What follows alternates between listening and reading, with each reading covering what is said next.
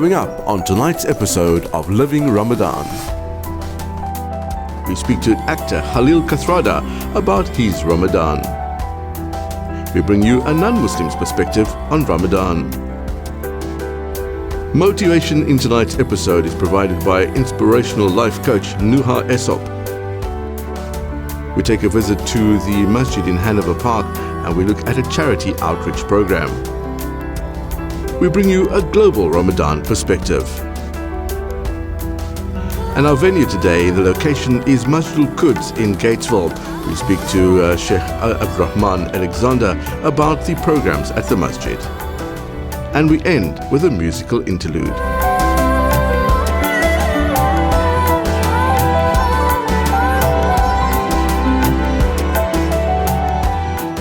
Masjid Al-Quds is a multi-purpose facility that provides for comprehensive programs to be hosted for the spiritual, moral and intellectual development of its patrons. Salam and welcome to episode 9 of Living Ramadan. I'm your host, Mehboob Bawa. We're slowly coming to the end of Ramadan and the end of season 2 of Living Ramadan on Deen TV.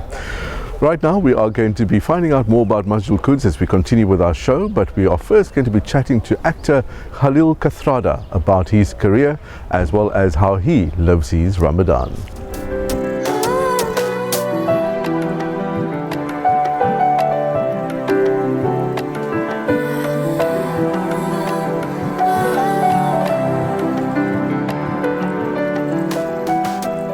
Well, I grew up in the colourful area known as Buka in Cape Town, and my school had a play every single year, and I used to get the supporting role, or I used to be the lead, which was often the case. And started there, went through high school, and then didn't really pay much attention to acting until after school, when I was left with the choice: either I follow like a normal career path, but then I decided to follow my passion, and I went for it, and it's been an interesting journey.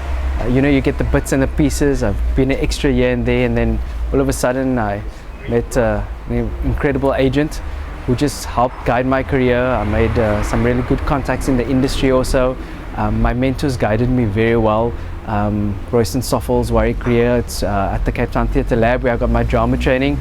And just because of networking, which one has to do as an actor in here, I worked myself up the rungs, and then I slowly started getting a role. There was Isidengo. I came back 2 years later again to play the brother. Did an international movie called The Alien Outpost, where I had my first big role playing a Pakistani informant guy, which was a really cool part to play. And it was sci-fi, so there was a whole lot of action involved in that.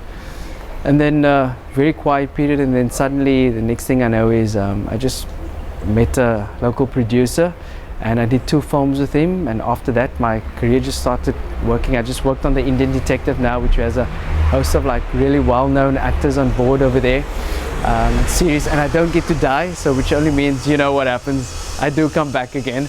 Yeah, and it was a really awesome experience. I'm also a stuntman, so in 90% of all my jobs I've done my own stunts.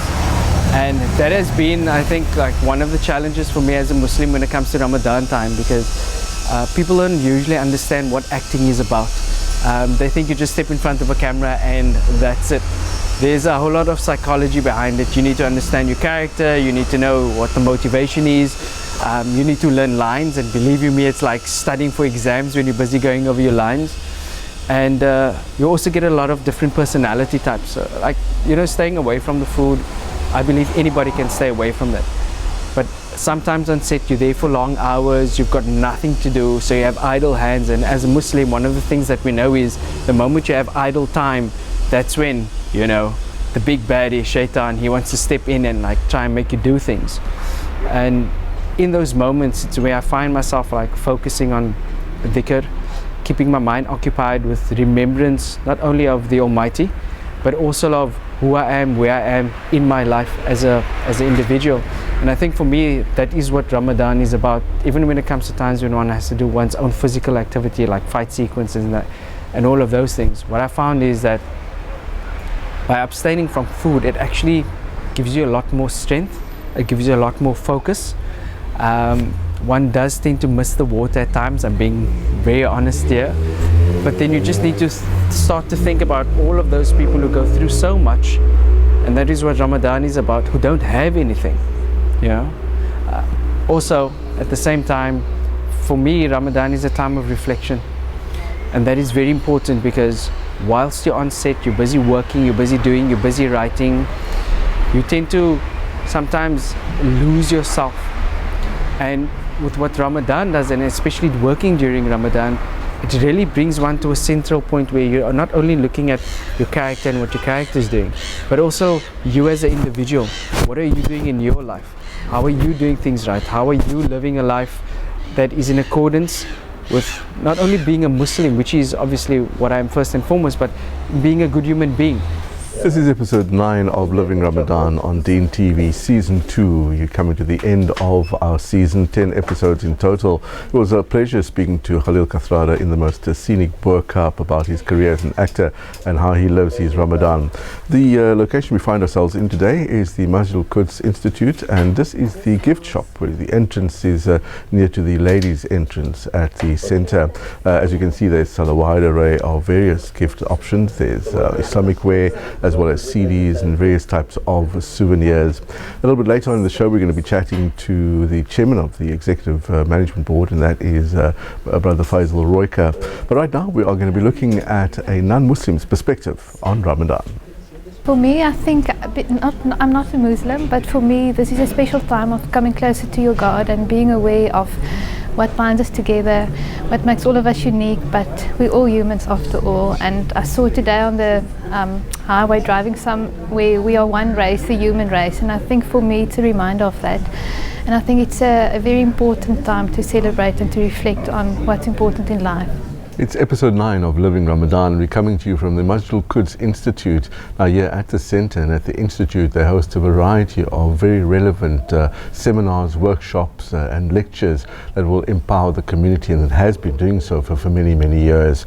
The episode that we're bringing to you now is the penultimate episode of our series, and I really hope that you've enjoyed the season thus far. Next, we're going to be getting some inspirational messages from Nuha Esop, and we're also going to be taking a look at an outreach program in Hanover Park.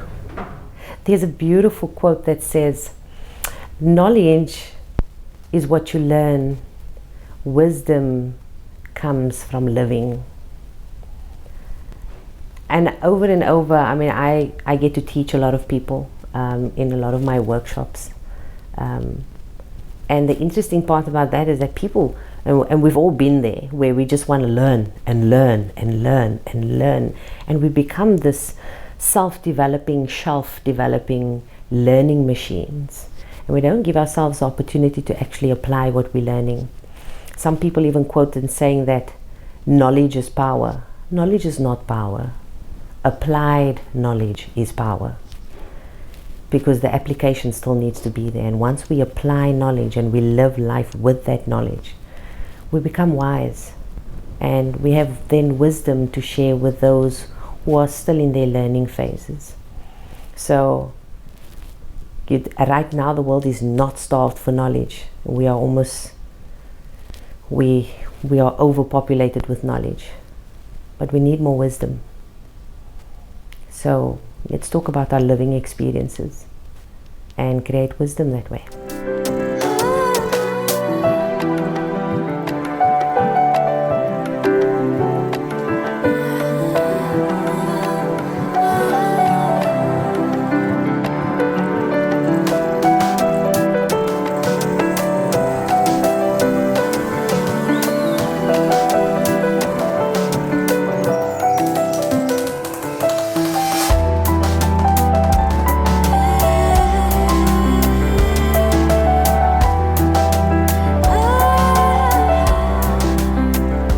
In the month of Ramadan, we're very busy, you know.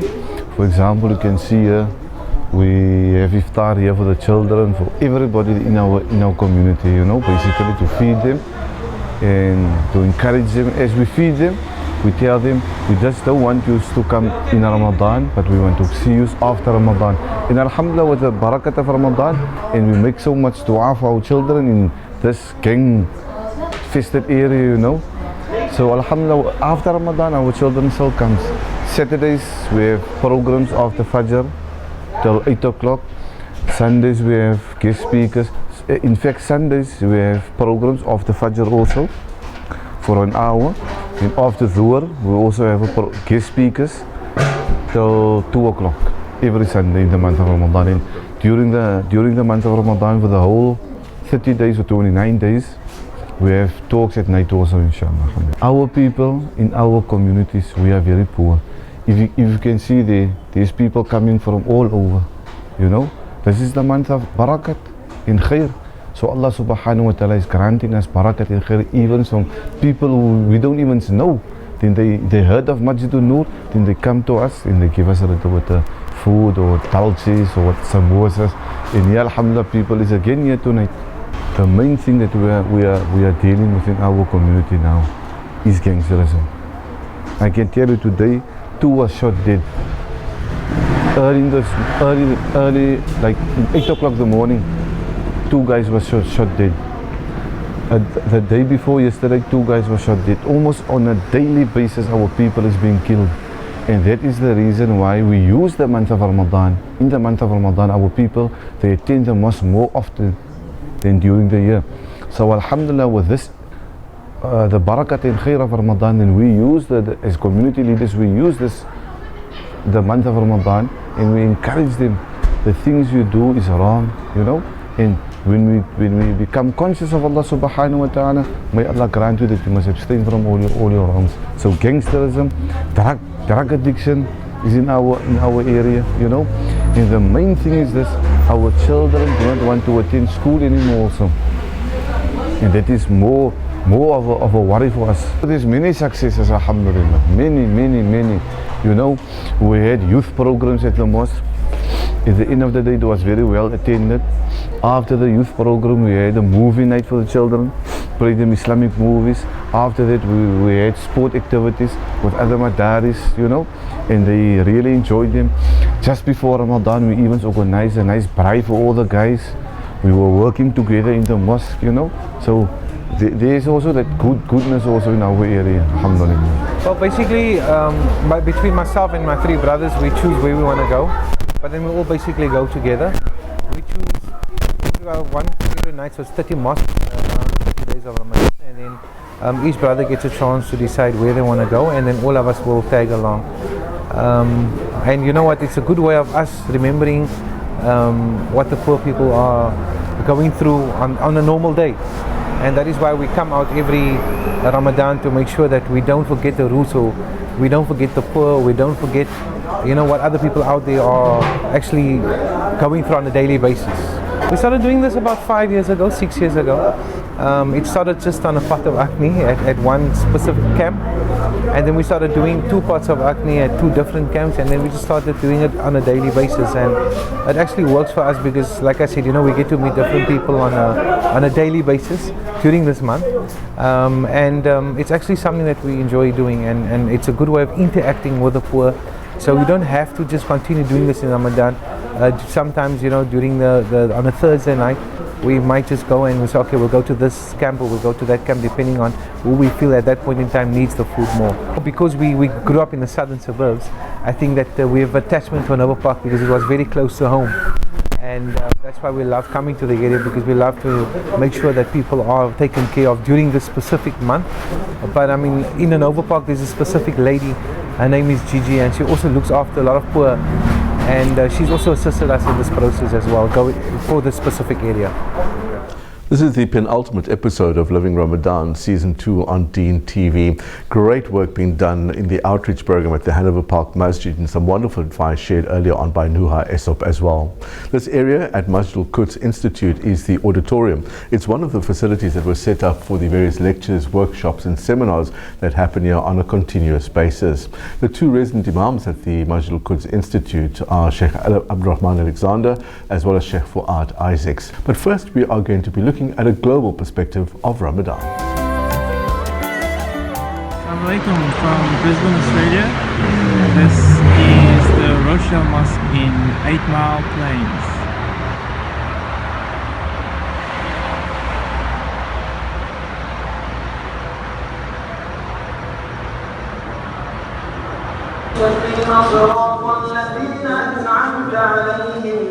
غير المغضوب عليهم ولا الضالين.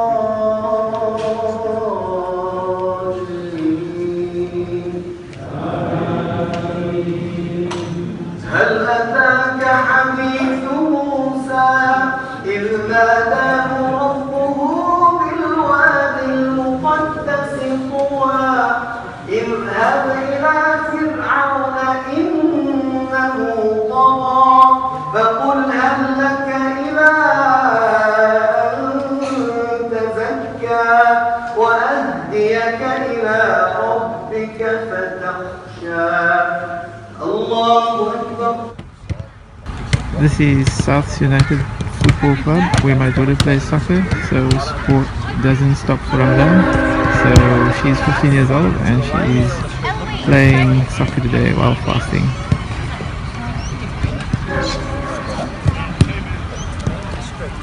This is the preparation for Mineral College's inaugural Year 12 neighborhood iftar. And we are backstage and we're getting ready. Hope it's going to be such a great iftar. This is the first time that Minaret College is having a neighborhood iftar, and one of the purposes of this iftar tonight is to foster good relations between people of different faiths. So a number of our neighbors are not non-Muslim, and we just thought it would be really good to invite them and to have an iftar with them so that they can see our values and who we really are, and that we really are just inclusive. Assalamu alaikum and welcome all to our inaugural Year 12 neighborhood iftar. I'm Intisar Konchit. That was Adnan Ahmadi. We are the school captains of Mineral College and we will be your hosts for this evening. Thank you, Adnan. Indeed, kind introduction. Bismillahirrahmanirrahim. Assalamu alaikum, good evening to everyone. Peace and blessing be upon you all. Dear parents, distinguished guests, dear students, Mr. Hassan, OIM founding director, Ahmed Hassan, the board chairman, the other senior staff members, VC teachers, neighbors. It's really my pleasure to welcome you to this special occasion. There are many reasons why this is special, and our students will present this later tonight, but let me share two reasons. First one, as you can see, it is student initiative. They come up with the idea through the LMP program, Life Matters program, which we introduced this year, and they said, okay, let's celebrate our community engagement. They've done many other things, but this is the way to celebrate, and what a way to celebrate in month of Ramadan. Second one is, as you all know, we celebrate 25 years of Minaret, so this is a testimony of our community engagement. And many parents and many students are aware that recently we've run a number of activities and charity activities for various causes. And if I can mention just a few of them, first one is Royal Children's Hospital, then Cancer Victoria, then Human Appeal International, then Street Iftar, which is happening next week for the homeless people and so on.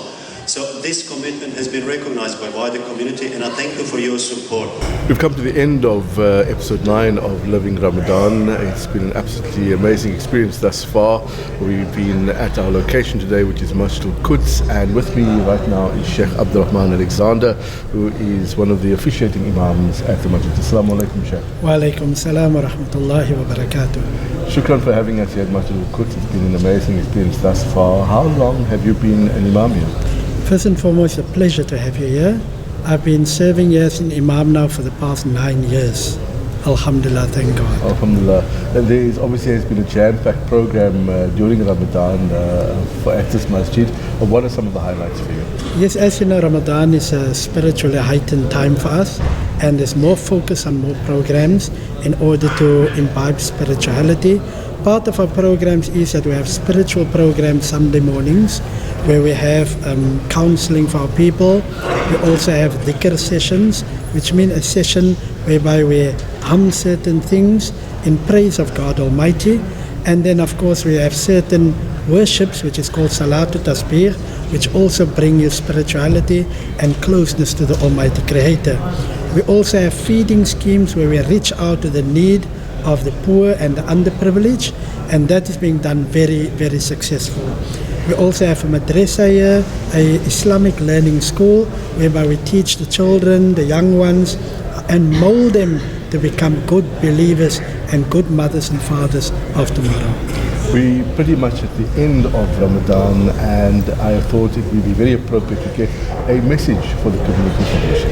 Most certainly we've been through this glorious month of Ramadan, hoping that we achieve the objective, and that is nearness and proximity to the Almighty God and a heightened consciousness of the Divine Being. And we are about to celebrate Eid in the next 2 days, inshallah, hopefully by the sighting of the moon, which will be a day of joy, a day of happiness, that we have fasted the entire month in obedience to Almighty God Allah, and it's a day that we strengthen family ties and friendship. My advice to the community is to keep up the good things and the good spirit that you have achieved in this month of Ramadan for the future to permeate throughout our lives, inshallah. Shukran for your time, Sheikh. We wish you everything of the best, and Eid Mubarak as well to you and your family. Afwan, shukran, and Eid Mubarak to you, your family, and all your respected viewers. Shukran.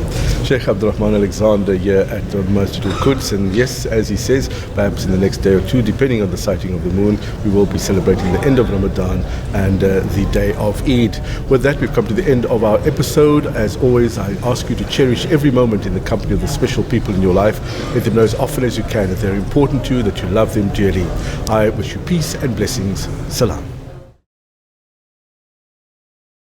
For all the times that I needed a friend, I prayed to Allah that my sadness would end. And then He sent you to me, I can't comprehend how I could deserve such a blessing from Him. And it made me wanna write a song, cause I needed you to know that you're my girl and we're a team, girl. You complete my Deen, girl. And I'll never be moving on. I'll be there by your side when times are rough, you're feeling down, girl. I'll still be around, girl. My mama, she likes you and she don't like everyone. And that's how I knew that I found me the one. I've been so caught up in myself, didn't think that someone else could help me see how to be a better me. Cause girl, I love the way you look so much, Habibti, I just want you to myself. And I don't think the stars could keep us apart. My angel, you and me were something else. For all the times when I didn't feel so strong, you were there to tell me I could go on. So now I owe so much to you, you and Allah, for bringing peace to such a cold, cold heart.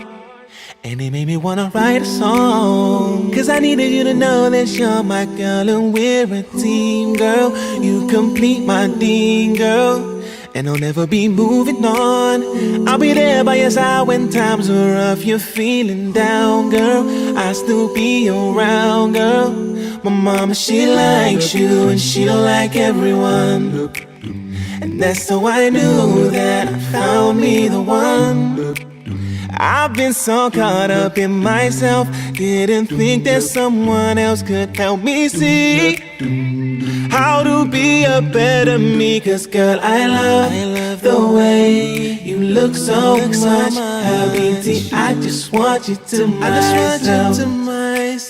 And I don't think the stars could keep us apart. My angel, you and me were something else. Cause girl, I love the way you look so much, Habibti, I just want you to myself.